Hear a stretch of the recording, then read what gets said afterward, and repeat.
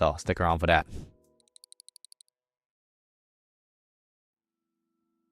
Storyboarding in YouTube script writing is when you add notes in your script for the editor. So it's basically a guide to help the editor visualize your video.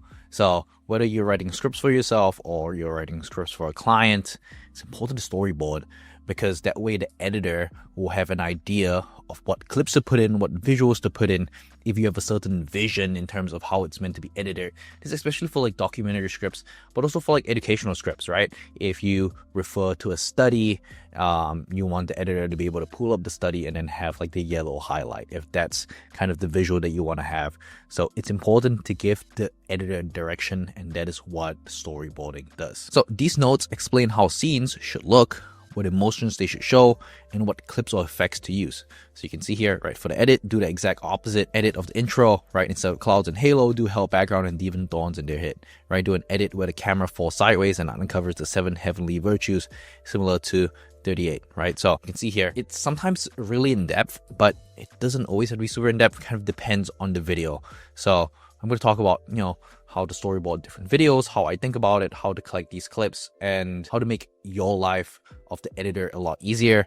And this will help you post videos a lot faster, right? So a good storyboard includes, right, notes about editing and effects, right? Zoom in on the subject during this line, all of that. Links to examples or references, right? Clip. You can see here, play this clip here, play this clip here, play this clip here, play this clip here. That's all part of the research, all part of the script writing process. Also, like ideas for pacing, right? Play investigative sounding music. Before we even start storyboarding, how does this improve your videos, right? Keeping things clear, right? Everyone knows what to do. Editors don't have to guess, right? So keep things clear. It saves a ton of time instead of going back and forth on revisions. It saves you a lot of headache, right? It makes the videos engaging, and it helps you scale your workflow, right? You can focus on ideas and scripting while the editors handle the execution of the video. So think of storyboarding as the pre-editing, right? Every second planned now saves hours later in terms of going back and forth. I'm going to give a quick overview. Storyboarding isn't a super complex science, but storyboarding is super important. I do want to talk about how to make your storyboards simple and effective. There are 3 major steps that you need to follow, right? You start with research, and then you go into scripting, and then you go into storyboarding, right? And the reason you need to follow this workflow is because it is the fastest and the most efficient way to storyboard your scripts. Let's break it down. So the research starts when you're making a video, you need to find certain reference clips, sound effects, or transitions before you start script writing. This is less so for educational videos and more so for like documentary videos, right? When you want to reference certain clips, or usually when I do my YouTube script writing breakdowns, I'll say, hey, this creator did this, right? And then they'll play a clip of it. I also want to have that. So that happens within the research stage. So you can find clips and references in many ways. You can go to Google, you can go to Wikitubia, you can go to Reddit, you can go to YouTube, right? And here's a couple pro tips. Google is used to find clips or images, searching keywords, right? Wikitubia is for celebrities, right? YouTubers. Reddit is to see opinions and trends. And you can also find clips there, right? And YouTube is to find B-roll or example clips. YouTube is also a really great place to find clips. And yeah, make a list of all the clips you want to use from those platforms, and add links to them so that it's easy to find the clips and certain timestamps too. And later I'll show you a tool you can use to do this for you. And with these clips, you can start visualizing and scripting out your video. And yeah, when you're scripting, start off the content, right? Focus on developing the content narrative, right? Actual script is what you want to focus on.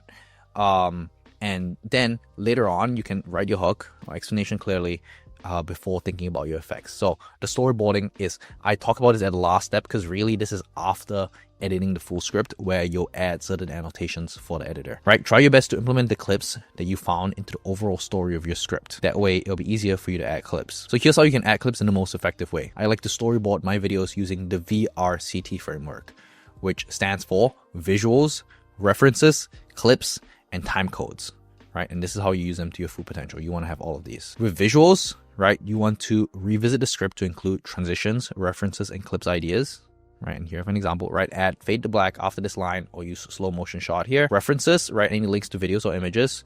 Clips, so if there's clips you want to have, and write timestamps to guide the editor on when and where to add effects or transitions. Usually you would have visuals, references, clips, and time codes. You want to have all of these.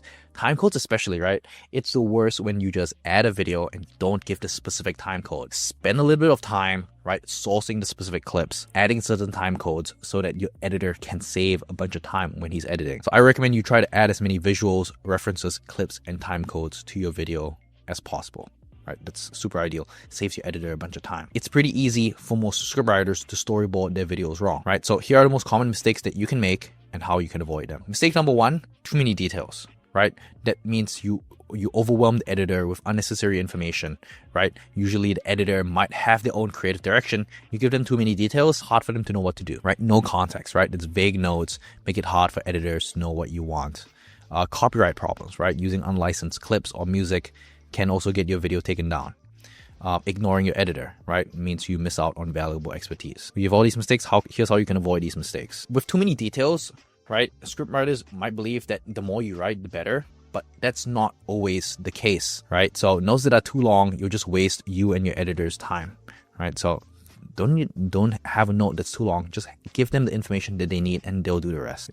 You don't want to make it impossible for your editor to have their own artistic integrity, right? If you have a good editor who knows what they're doing, you want to give them the freedom to be able to make the videos and edit the videos in a way that they think is best, because they're the editor, you're not.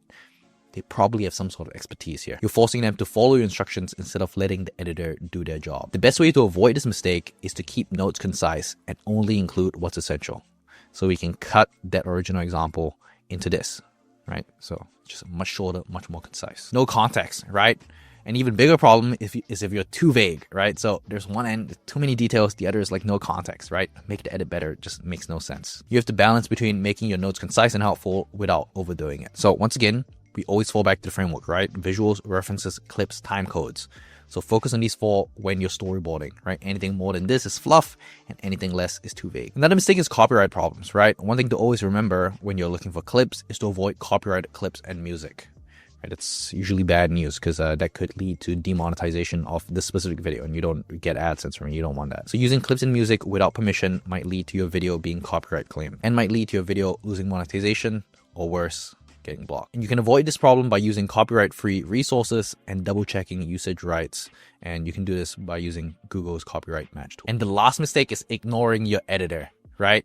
This is probably the worst mistake you can make as a scriptwriter, or, you know, if you're a business owner, you're doing the video production, because it wastes both your time and your money. If you pay for an editor, but end up ignoring them and try to control everything about your video's edit, right? Your editor is talking to a wall. You end up missing out on valuable expertise and you start to stretch yourself too thin when you try to do everything yourself. So yeah, that's everything that you need to know about storyboarding. Really, visuals, references, time codes. You want to have all of that, VRCT. And I'm going to show you one of my sample scripts that I've written that I think is storyboarded pretty well. It's a little bit more of a complex video, so there was a little bit more storyboarding. I kind of want to show you what that looks like and what you really want to look out for when you're storyboarding, right? So let's look at that right now. So here I have this video that I've referenced, I think probably once in this video, right? How Imangaji made $40 million from one YouTube video. So the reason